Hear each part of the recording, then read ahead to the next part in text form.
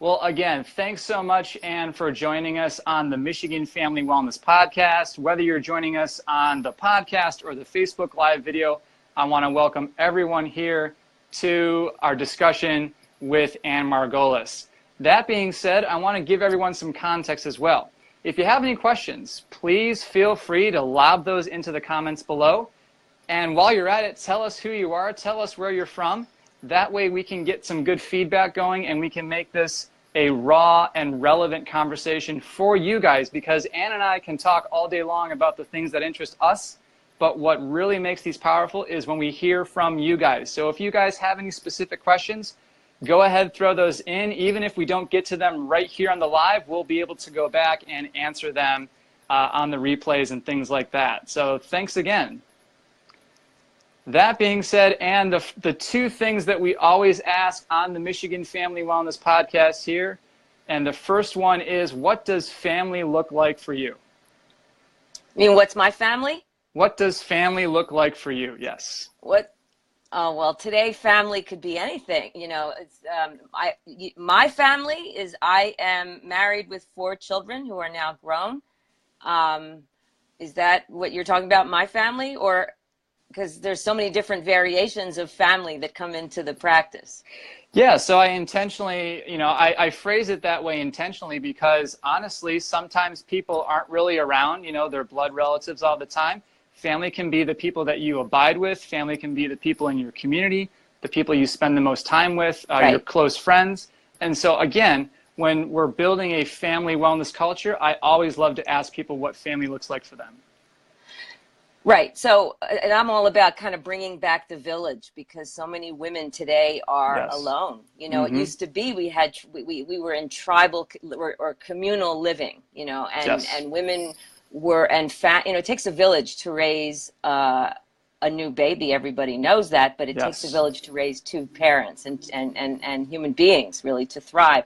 So, what I'm finding today in the modern world, especially, is so many people have been spread apart, and women are, more alone or not necessarily getting along with their blood relatives. Mm-hmm. And even if they are getting along with their blood relatives, the blood relatives are not necessarily supporting their choices, right? So I encourage everybody to create your tribe, and those are people who have your back, you have their back, who you're like-minded with, who inspire you, who you inspire, like a sisterhood, brotherhood. It's like creating your tribe that may be extended family, that may be close friends or other people in the community, but people in terms of family, I mean, I have people that come to me who, a woman and a man expecting a baby. I have 2 Yes. men that are expecting a baby through a surrogate woman. Mm-hmm. Who is kind of the incubator for that baby, but it's going to be their baby. And then it's like Modern Family on television, right? So, Yeah. and I have 2 women, right, that are creating a family and are creating a beautiful family. But I would say, so that's like an immediate, immediate family. But we need, Mm-hmm. much more and, extended beyond that. Yeah. And then, your children. And now I have 2 little, my children had 2 children. That's brilliant. Again, here at the Michigan Family Wellness Clinic, we believe in creating and cultivating thriving, natural, happy, healthy families. And Exactly. One of the ways that we do that is through the work that we do here in the office, the chiropractic adjustments, the structural care, the nutritional care, but then also educating our community on all of the other avenues that are parallel with that mission and vision. So again, thank you so much for being here with us on the live feed and on the podcast if people are joining us there. The second question that we always ask all of our guests is, have you ever been to Michigan? What's your favorite part about the Mitten? I certainly have been to Michigan. I applied to University of Michigan, and I thought I was going to go there. When I initially, back in high school, I was in 11th grade, and I, like my 11th graders, didn't have any clue where I wanted to go to college or what I wanted to do. And so my aunt actually took me around to different colleges, and I fell in love with University of Michigan as one of them. And she took me there, and I went to my guidance counselor, and I filled out a form, basically a huge question and answer form about you know, what kind of occupation and college I should go to, and it came out as broadcasting and film. There you go. So I applied to University of Michigan broadcasting and film until I changed my mind. But I loved it. It was really, everyone was so friendly, and it was just, it was very different. You know, I grew up in Philadelphia, so very different feel. Right. I loved the campus, and you know, it was just, everybody was just so friendly. Yeah. And into sports, very athletic. Very much like so. The team spirit. Yep. Yeah. Especially right now with the football season starting, you know, U of M football. Gosh, obviously I'm biased, but, you know, my wife and I, we love the state. There's just so much to explore with it. You know, we've lived in the Lower Peninsula for the longest time, but we've loved exploring more of what's called God's country, you know, in the Upper Peninsula. So I highly encourage everyone, if you're watching, if you're joining us. It's funny that you're asking me this, because I changed my major, and you know, had I stayed with broadcasting and film, I might have been in Michigan. There you go. Well, not many people know that. Yes. If you ever happen to come visit us over here again, it'd be wonderful to catch up and grab a coffee or tea. Oh my gosh. I wish we had more of your practices near here. Brilliant. That being said, Anne, we want to actually jump into some meat and potatoes for this conversation, because some women out there may be listening or watching us, you know, on the live or the replay, and they're like, what is a midwife? What is a doula? So before we get into some of the other things I want to ask you in relation to your story, can you just quickly give us some context and some definitions? What does a midwife do, and what does a doula do within the context of pregnancy or preconception, things like that? Okay, so let me just start by saying, just in case anyone, you know, so we can have a context, is that an obstetrician is basically a surgeon and OBGYN, and specializes in high-risk situations around pregnancy and birth, and, you know, gynecology. And, you know, they go to medical school, and they're trained to look for, and, you know, with all sorts of diagnostic testing and screening, look for and treat medical and surgical complications, and treat them with medical and surgical treatments, right? And so we need obstetricians. The issue today, we're finding today, is that when the vast majority of the population is healthy, right? So having a baby is as healthy as breathing. If we're healthy, our bodies know how to breathe, our heart knows how to pump, and our bodies know how to have a baby. So a midwife is actually an ancient profession, but it's now a combination of, you know, science, evidence, and, you know, art. And it's really, in New York, we have to be a master's level training and nursing.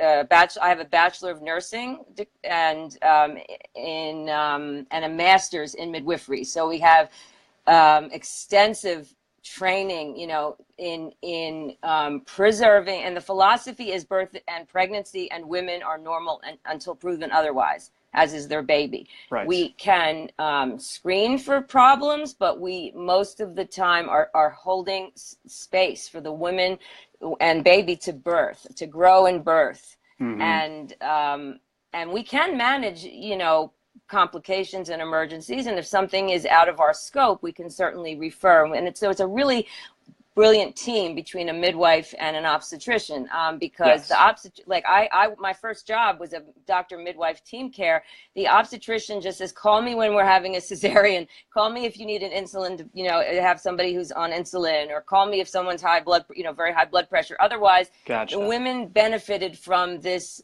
the midwifery care, which is how to support women and their families having a normal experience, returning the humanity to it, returning the celebration to it. You know, can we invite pleasure and beauty into the, you know, returning to that, right?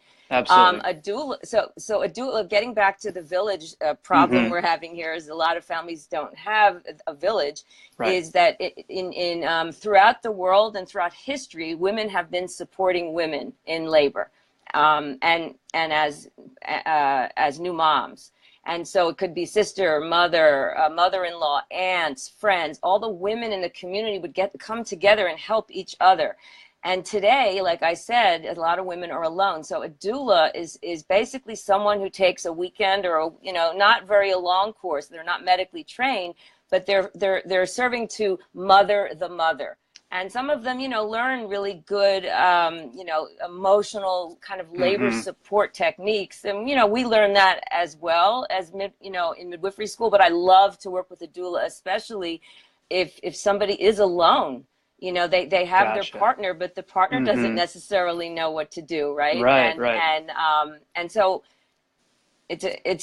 there's a big difference. Like they're so essential for so many people. If they don't have that mother to mother them, or a sister to mother them, or a friend to mother them in labor, when a woman is most vulnerable but also most powerful.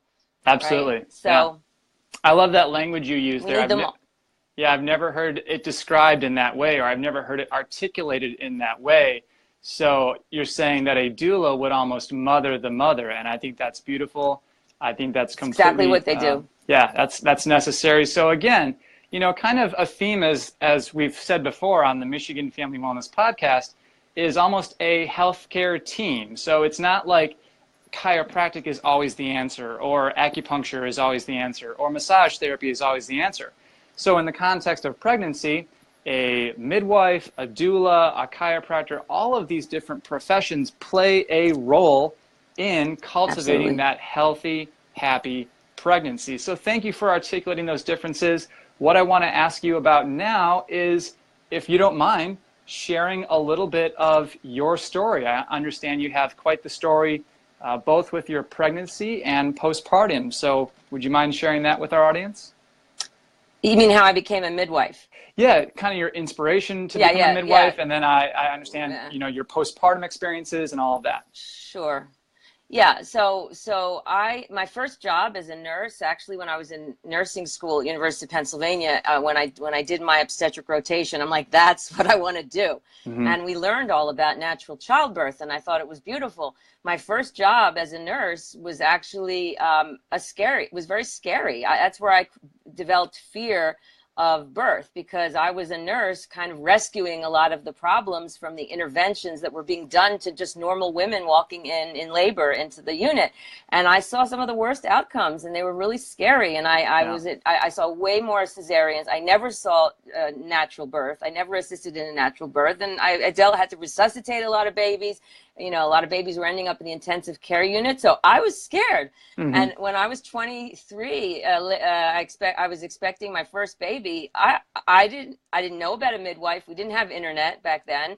And I was just like, I'm a dancer, and I'm very athletic, and I was very scared of being cut and general anesthesia. And, so I came in already with fear. So that's already kind of the enemy of labor, is to be afraid. Right. And how do you labor well when you're afraid? So and then of course, I had all the standard interventions. I was put on my back, not allowed to eat and drink, tied to a monitor, had an IV, and any animal cannot labor. Their body cannot function in that, usually well under those circumstances. Any animal that's afraid will stop labor. So certainly, and also like physically, that if a woman is on her back, the pelvis is smaller. The pelvis is, 3 bones connected by ligaments. It's very physiological.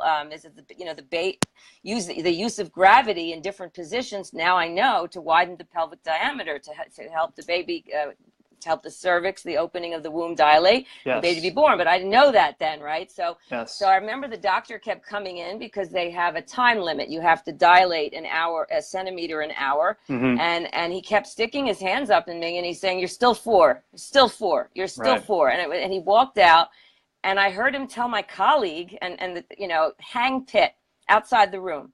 Well, I knew what that meant. I'm a midwife. I know Pitt. I'm a nurse now. So Pitt means Pitocin. So I was doing Lamaze at the time. The doctor the nurse comes in and starts putting Pitocin in my IV. And I said, "I don't want that." She says, "Oh, but honey, you don't want a cesarean, do you?" So then, no, I don't want a cesarean. So I was kind of like feared into the cascade of events, which ultimately then the contractions, the sensations were too painful. Lamaze went out the window, and I needed an epidural. So then that happens, which stresses the baby.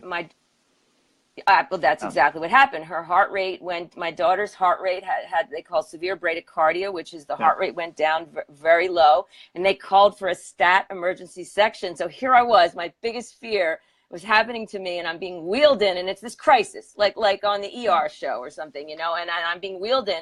Now here's a stat cesarean called, and I am in the OR by myself, and then it started to look like an hour as they were waiting for the assistant surgeon.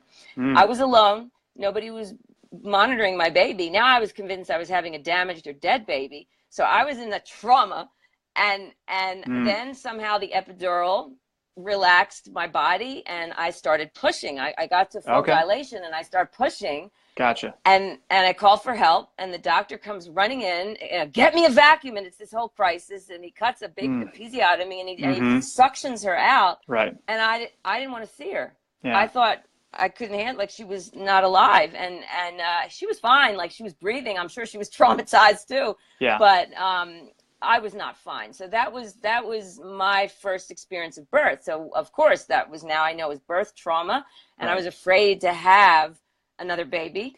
My husband wanted another baby. 2 years later, I'm pregnant again, and you know, I didn't know about midwifery, but I knew that something had to change. Something was different. You know, I was really passionate about helping moms and babies. So same kind of thing. The doctor, when I was in labor with my second baby, so the doctor sticks his hand up. He walks out. He's a colleague of mine, a doctor I work with. He walks out and he doesn't even tell me. He says to the nurse, I could hear, prep the OR. Baby's too high and posterior. Okay. Now I'm a midwife, right? Yeah. Now I know.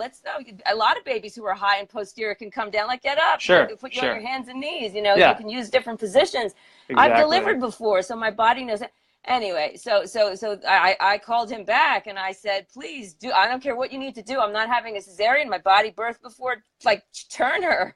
Yeah. And he said it's going to be painful. I said I don't care. So that was an agony. He stuck his hand up and he turned her manually. But I was expressing my, and I had, you know, so then I had her vaginally. I was expressing my frustrations, and with a friend of mine who was in midwifery school. I didn't know it.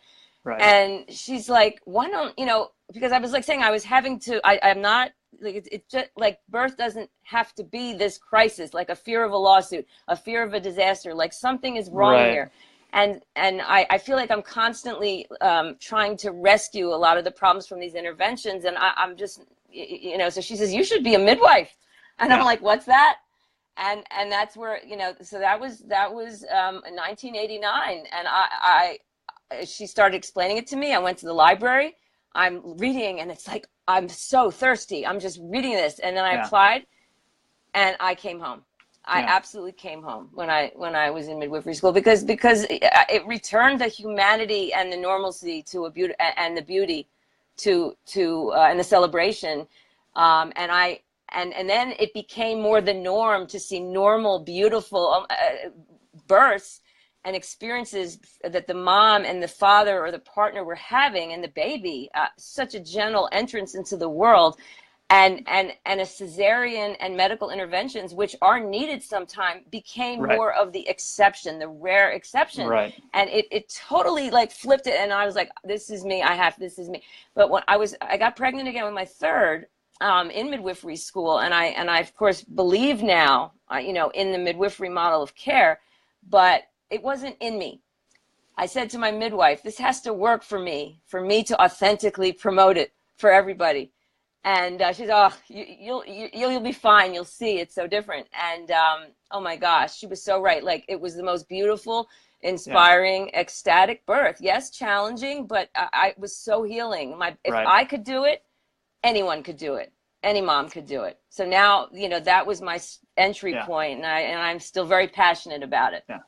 And that's why I just feel so strongly. And thank you for that, by the way, Anne, for your vulnerability, for sharing your story.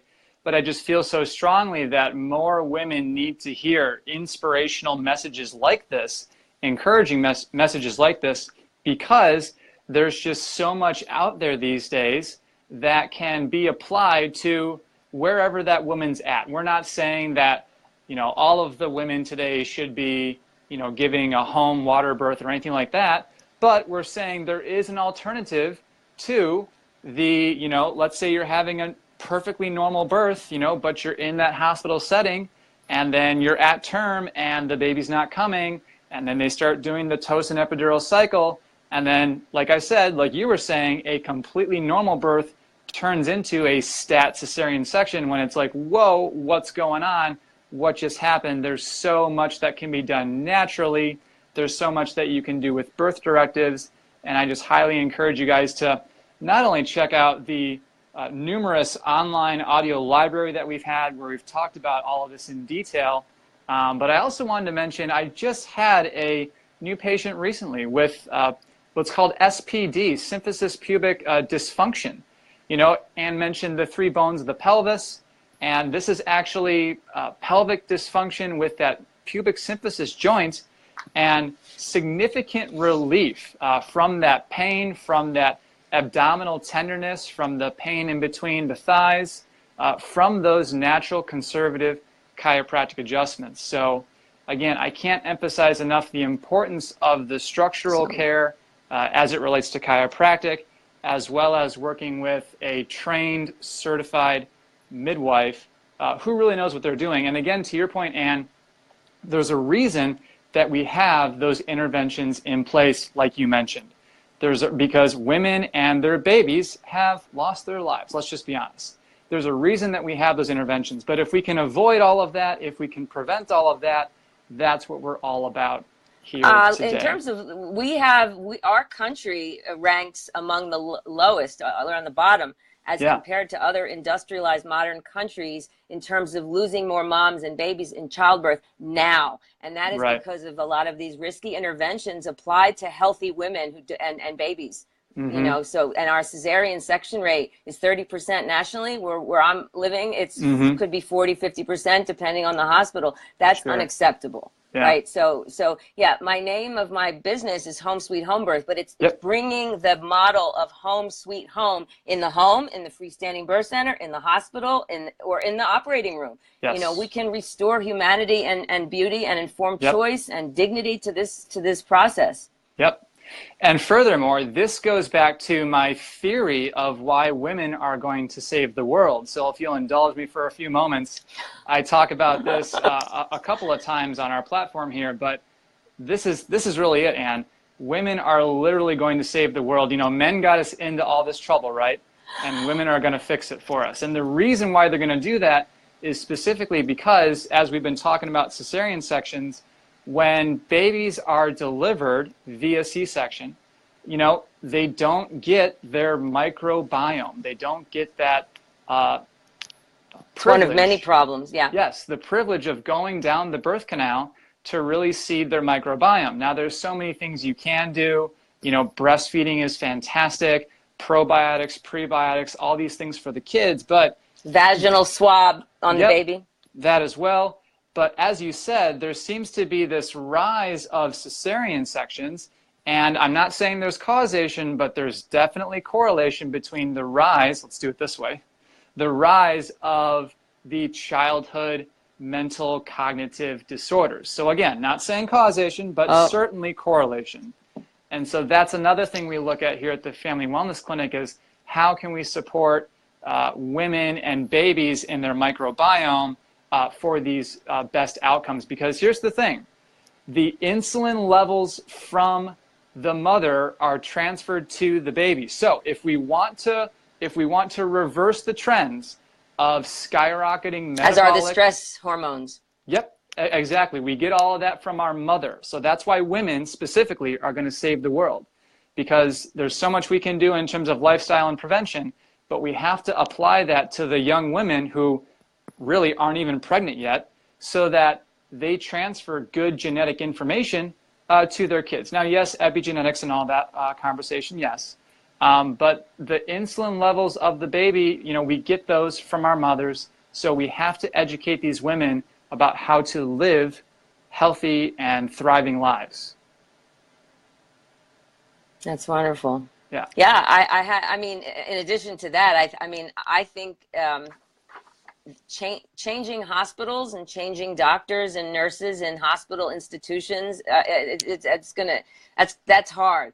Yeah. Empowering women and their families to speak up is so much easier, and that's going to make the change. Like I have this Love Your Birth online course for any, Sure.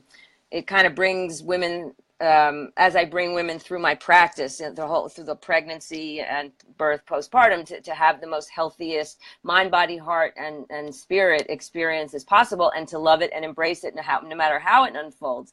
But a woman, I got a letter. I mean, it's amazing. I got a letter from a woman who lives in Central America because her husband is stationed there, and she was pregnant. She took my course, and she felt empowered enough with that information to go. She could not find, there's no midwife or doula there. She only found obstetricians who only did cesarean birth. And there are some countries like that. And she got this doctor. She from this course, she was empowered to convince this doctor who only performs surgical birth to attend her naturally. Okay. And that's just from speaking up. And, yeah. And he was changed forever, like the ripple effect of how that's going to be for not just her family, but that's for awesome. everybody he takes care of. Yeah. Yeah. There's one other thing I wanted to mention, and in regards to the postpartum context, the hormone relaxin, as you know, really prepares the mother's body for delivery. And the point that I want to mention here is that hormone actually disappears from circulation very quickly after delivery, after birth. So this is a major deal when you consider if there's any kind of segmental dysfunction of joint misalignment, whether that's during the birth process or even leading up to perhaps during the pregnancy, those joints, that osseous alignment is going to really lock down when that relaxin hormone disappears from circulation. So this is why it's very important to be checked by a chiropractor postpartum, and then you start perhaps educating them about the benefits and value for pediatrics. So have you seen anything like that? Does that kind of make sense or resonate with what you've seen? Oh my gosh, I would say almost all of the families in my practice are seeing a chiropractor and osteopath. Yeah, I mean, it's huge. I mean, I use it a lot. I sing your praises. I think it's so important. It affects, everybody thinks, what about the spine and the pelvis? But every our whole bodies are affected by all the nerves that go up and down. Yes. I don't have to tell you that. But I mean, I've had such success with all sorts of discomforts that women have with babies that are breech, the Webster technique, with the syphilis, SPD, what you were talking about. Yeah, I mean, I have so many with nursing, especially like a baby who's colicky and is having trouble with the latch. I mean, oh my gosh. I mean, that can be when they're misdiagnosed as having a tongue tie, and it's really they just need a little adjustment there, and it's very easy to adjust babies, as you know, because their skull's not ossified yet. Exactly. Well, let's just, as we start to round out our discussion here, let's just jump into some practical applications. And in order to do that, let me set up a framework for you. So let's actually go with that example. Let's say, we have a pregnant woman and she's having some lower back pain, some abdominal pain, and some pelvic pain. And my question for you is, as a midwife, what could be some practical things that she could do perhaps at home, on her own, that would really help to manage that or to decrease, that pain that she's experiencing? Well, first, anytime someone comes with me for pain, I always, do a thorough evaluation just to see, what I feel could be causing it. Because if someone's having back pain, it could be a urinary tract, a bladder infection, a kidney infection, for example. But like, if I feel it's sort of the kind of normal aches and pains of pregnancy, Aside from telling a woman to go to a chiropractor, an osteopath, I love the belly binder. It gives support, because especially for women who it's their second or third or fourth pregnancy, and and they haven't necessarily done dance or yoga or Pilates in between, so their abdominal muscles are a bit like lax. So the belly binder sort of lifts the belly up, lifts everything, lifts everything, and actually it helps align the baby with the with the cervix and the pelvis, but it also decreases the pressure on the low back, and and it supports the uterus, so they have less of that round ligament, which is like the lower abdominal pain. But I have to make sure, I want to make sure that that's what it is. What were the other pains you were talking about? Oh gosh, yeah. I mean, we could be on here for hours. I just want to go off into all sorts of other. I have a whole handout that I give everybody. All the different things they can do. Not wear high heels, and I talk about posture and certain exercises and yoga exercises they can do to strengthen the muscles. Because in pregnancy there's this a lot of pressure. Well, I don't have to tell you, there's pressure on the low back, right? From the belly, and from the all the changes in growing belly and all the changes in pregnancy. So sometimes it's just a posture awareness, right? Absolutely. And no two pregnancies. Like sometimes, well, just like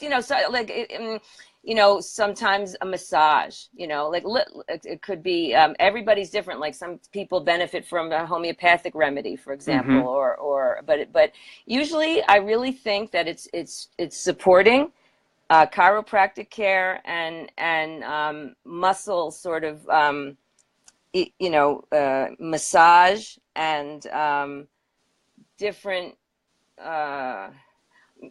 what was I just saying? I just lost the track of Totally fine. Well, while you're thinking of that final thought, I just wanted to add to that, especially if, back to our example, if anyone's having low back pain or pelvic pain or abdominal pain, what I really find is key clinically is balancing, you mentioned, massage therapy, but those adductor muscles, those muscles of the inner thighs. Muscle strengthening, that's the word I was talking. Yeah. Very, very important. And I find that and muscle strengthening, certain. Yeah. You mentioned yoga. So there's the child's pose. I find that it's very comfortable for women, especially if they're carrying, as the baby grows, their belly's getting bigger, getting into that child's pose and doing a little bit of that hip rocking. It takes a lot of pressure off of the low back, and it really lengthens those adductor muscles. And I think, furthermore, just to drop one more thing in there, Epsom salt soaks are your friend, because the best. Oh, absolutely. Right. That magnesium for those muscles. Women are just And I think also a lot of women today are super busy, and they overschedule themselves, and they're overdoing it, and so it's either prolonged sitting on a computer, which could be a problem, definitely is they say sitting is the new smoking, or just being just running around and not taking time to slow down and relax, having a lot of stress in the body. So I really work with women to process emotions and to try to activate their calm and ground themselves as much as they can, take time for themselves. And it's just okay to cross, like most things, off your to-do list. Listen to your body, is really trust your body. It doesn't lie. Brilliant. Well, Anne, thank you so much for joining us here on the Facebook Live on the Michigan Family Wellness Podcast. You mentioned it earlier, but tell our listeners, tell our audience, where can they go to find more about you? So my website is homesweethomebirth.com. But I have a lovely, if you listen, for your listeners might be interested, I have a free ebook so if you go to homesweethomebirth.com/gift, and it has 154 of my favorite resources to support a woman pre-pregnancy, in pregnancy, birth, postpartum, breastfeeding, dads, siblings, beyond, women, inspiration, health.